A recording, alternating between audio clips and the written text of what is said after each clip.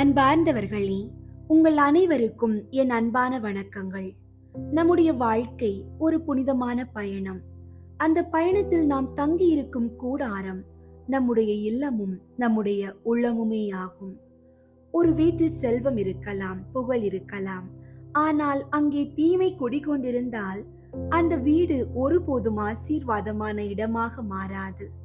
இன்றைய இறைவார்த்தை நமக்கு விடுக்கும் அழைப்பு மிகவும் தெளிவானது. உம் கையில் கரை இருக்குமாயின் அப்புறப்படுத்தும். நம்முடைய உழைப்பில் நேர்மையின்மை என்ற கரை இருக்குமானால், நம்முடைய சொல்லில் பொய்மை என்ற அழுக்கு இருக்குமானால், அவற்றை இப்போதே கழுவி எரிய வேண்டும். ஏனெனில் அசுத்தமான கைகளால் இறைவனின் ஆசீர்வாதத்தை நாம் முழுமையாக பற்றி பிடிக்க முடியாது.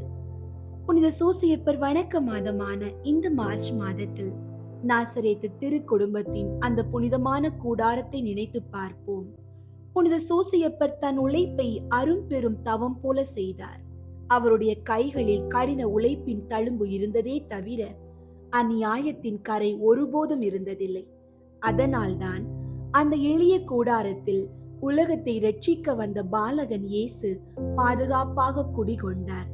தவ காலத்தின் இந்த நாட்களில் நம்முடைய வாழ்வை ஒரு முறை சுய சோதனை செய்வோம். இன்றைய நாளுக்கான இறைவார்த்தை யோபு 11ஆம் அதிகாரம் 14ஆம் இறைவார்த்தை. உம் கையில் கரை இருக்குமாயின் அப்புறப்படுத்தும். உம் கூடாரத்தில் தீமை குடிகொள்ளாதிருக்கட்டும். ஜெபிப்போம். தூய்மையின் உறைவிடமான இறைவா, உம்மை ஸ்துதிக்கிறோம்.